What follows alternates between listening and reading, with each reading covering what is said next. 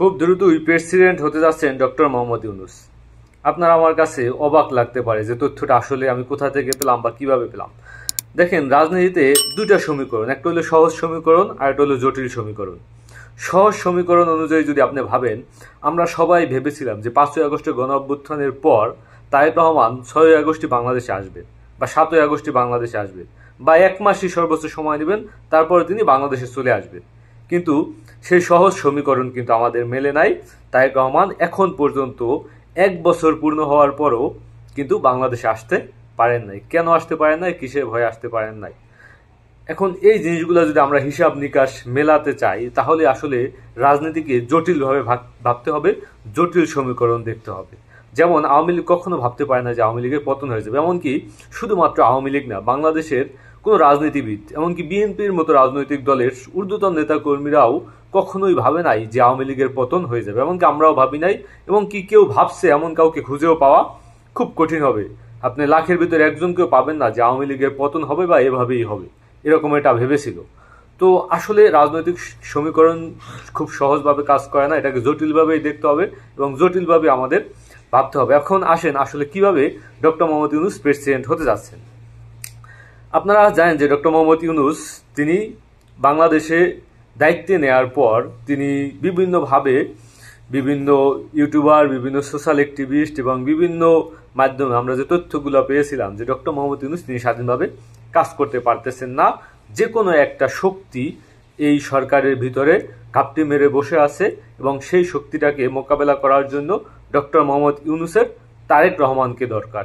তো এই জন্যই তিনি বিভিন্নভাবে আগে বিভিন্ন প্রস্তাব দেওয়া হয়েছে। আপনারা দেখেছেন যে বিভিন্ন জায়গা থেকে জাতীয় সরকার, খালেদা জিয়াকে রাষ্ট্রপতি, এরকমের বিভিন্ন প্রস্তাব দেওয়া হয়েছিল।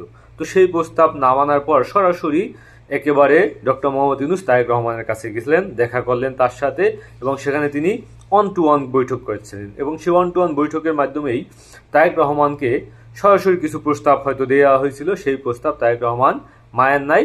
ডক্টর মোহাম্মদ ইউনূসকে তিনি সেই প্রস্তাব না মেনে তাকে প্রত্যাখ্যান করে তারপর ডক্টর মোহাম্মদ ইউনূস চলে আসলেন, এবং সেখান থেকেই এই সরকারের ভিতরে একটা অনৈক্য বাস, তিনি যে সেই ঐক্য করতে চেয়েছিলেন সবাইকে নিয়ে, সেই ঐক্যটার ভাঙন সৃষ্টি হয়।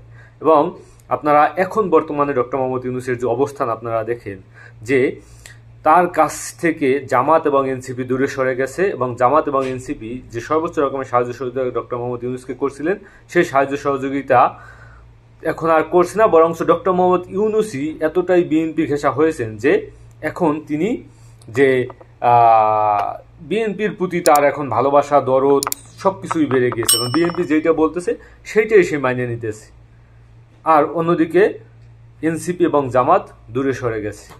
তো এই যে রাজনৈতিক জটিল সমীকরণ, এই সমীকরণের মধ্য দিয়ে কেন ডক্টর মোহাম্মদ ইউনূস প্রেসিডেন্ট হতে যাচ্ছেন? আপনারা জানেন যে বাংলাদেশের ভারপ্রাপ্ত মার্কিন রাষ্ট্রদূত তিনি তারেক রহমানের কাছে দেখা করতে গেছেন। এখন অনেকেই মনে করেন যে আমেরিকা পরবর্তী ভেবেই নিয়েছে যে পরবর্তী সরকার গঠন করবে বিএনপি, এবং বিএনপির চেয়ারপারসন তারেক রহমানের সাথে তারা আগাম একটা বৈঠক করে নিল। বিষয়টা আসলে আমার কাছে তেমন মনে হয় না। এটাকে যদি জটিলভাবে আমি বিশ্লেষণ করি, তাহলে আমার কাছে মনে হইতেছে যে ডক্টর মোহাম্মদ ইউনূস যে প্রস্তাবটা তারেক রহমানকে দিয়েছিলেন, সেই প্রস্তাবটাই পুনরায় হয়তো সেই একই প্রস্তাব অথবা ভিন্নভাবে এই বাংলাদেশের ভারপ্রাপ্ত রাষ্ট্রপতিকে দিয়ে আবার পুনরায় ডক্টর মোহাম্মদ ইউনূস পাঠিয়েছেন এই রাষ্ট্রপতিকে যে যাও তুমি তারেক রহমানের সাথে কথা বলো, আলোচনা করো। এবং বিশেষ করে আপনারা দেখেছেন এর আগে জাতিসংঘ আইসা বলেছিল যে সংস্কারকে প্রাধান্য দিতে হবে, সংস্কারের প্রয়োজন আছে। তো সংস্কার ছাড়া ডক্টর মোহাম্মদ ইউনূস ক্ষমতা ছেড়ে দিবেন? আসলে এই যে 5ই আগস্টের যে যুদ্ধটা, সেই যুদ্ধটা আসলে কাদের সাথে হয়েছিল? অনেকেই বলেন যে আওয়ামী লীগের সাথে, আওয়ামী লীগ হাঁটানোর জন্য বা শেখ হাসিনা বা স্বৈরাচার সরকারকে হাঁটানোর জন্য এই যুদ্ধটা হয়েছিল। আসলে এই যুদ্ধটা কিন্তু সে কারণে হাঁটানো মানে হয় না। এই যুদ্ধটা হয়েছিল বৈষম্যর বিরুদ্ধে, এই যুদ্ধটা হয়েছিল মাফিয়া তন্ত্রের বিরুদ্ধে, এই যুদ্ধটা হয়েছিল লুটেরাদের বিরুদ্ধে, অত্যাচারিত শাসকের বিরুদ্ধে, যারা অত্যাচার, নির্যাতন, নিপীড়ন করে তারপর একটা আপনার এমন একটা শাসন ব্যবস্থা বাংলাদেশে কায়েম করেছিল যে সেখানে শুধু তার কথাই শুনতে হবে, অন্য কারো কথা শোনা যাবে না, অন্য কেউ কথা বলতে পারবে না, এমন একটা রাজত্ব কায়েম করেছিল। সেই রাজত্ব কায়েম বা সেই রাজত্বের বিপরীতে মানুষ যুদ্ধ করেছিল যে একটা সুন্দর সমাজ, একটা সংস্কার, একটা নতুন বাংলাদেশের যে স্বপ্ন, সেই স্বপ্নকে বিলীন করে তারপর ডক্টর মোহাম্মদ ইউনূস কি তাহলে এই কাজটা করবেন? যেই ডক্টর মোহাম্মদ ইউনূস তিনি ক্ষমতায় বসার পরপরই বলেছিল ছাত্ররা আমাকে নিয়োগ দিয়েছে, তার মানে আপনি বুঝতে পেরেছেন যে ডক্টর মোহাম্মদ ইউনূস যদি এই চিন্তা করেও থাকেন যে সেফ এক্সিট নেবেন বিএনপির জন্য, এজন্য তিনি বিএনপির দাবি দয়া বা ভালোবাসা তার দরকার, কিন্তু আপনি নিজে সেফ এক্সিট নিয়ে চলে যাবেন ঠিকই, কিন্তু যে ছাত্ররা আপনাকে ক্ষমতায় বসালো, আপনি নিজেই বলেছেন যে ছাত্ররাই আপনার নিয়োগকর্তা, তাদের সেফ এক্সিটটা কোথায়? তারা তাহলে কিভাবে যাবে, তারা কিভাবে বাঁচবে? তো সেই জায়গা থেকে ডক্টর মোহাম্মদ ইউনূস সম্ভবত এই উপলব্ধিটা করতে পেরেছেন যে আমাকে রাষ্ট্রপতি হিসাবে থাকতে হবে, এবং রাষ্ট্রপতি হিসাবে থেকে তারপর তিনি হয়তো মাহাথির হতে পারবেন না, কিন্তু এই যে ছাত্র জনতার গণ অভ্যুত্থানের যে আকাঙ্ক্ষা, সেই আকাঙ্ক্ষাগুলো বাস্তবায়ন করার জন্য, সংস্কারগুলো বাস্তবায়ন করার জন্য, সনদগুলো বাস্তবায়ন করার জন্য জুলাই ঘোষণাপত্রে সংবিধান অন্তর্ভুক্ত করে তারপর শতভাগ নিশ্চিত হয়ে তারপর তিনি ক্ষমতা ছাড়তে চান। এজন্য তিনি নির্বাচনের তারিখ ঘোষণা করে দিয়েছেন, এবং সাথে সাথে তাকে প্রস্তাবও দেওয়া হইতেছে যে তিনি হয়তো সম্ভবত রাষ্ট্রপতি হিসাবে থাকতে চান। এখন এখান থেকে কি রিপ্লাই আসে সেইটা হয়তো দেখার অপেক্ষায় আছেন।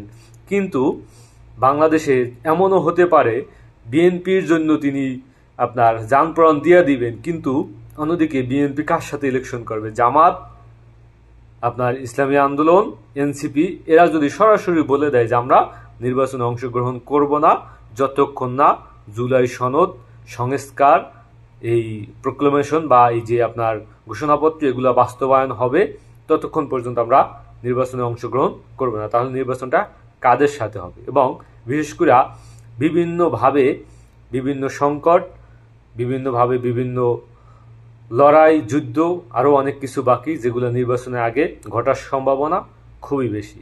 তো সেই জায়গা থেকে রাষ্ট্র, দেশ এবং সব কিছুর কথা চিন্তা করলে ডক্টর মোহাম্মদ ইউনূস যদি রাষ্ট্রপতি হিসেবে থেকে যেতে চান বা থেকে যেতে পারেন, এটা আমি মনে করি জাতির সর্বশেষ যে আকাঙ্ক্ষা, সেই আকাঙ্ক্ষা পূরণের বাতিঘর হিসেবে কাজ করবে। আসসালামু আলাইকুম।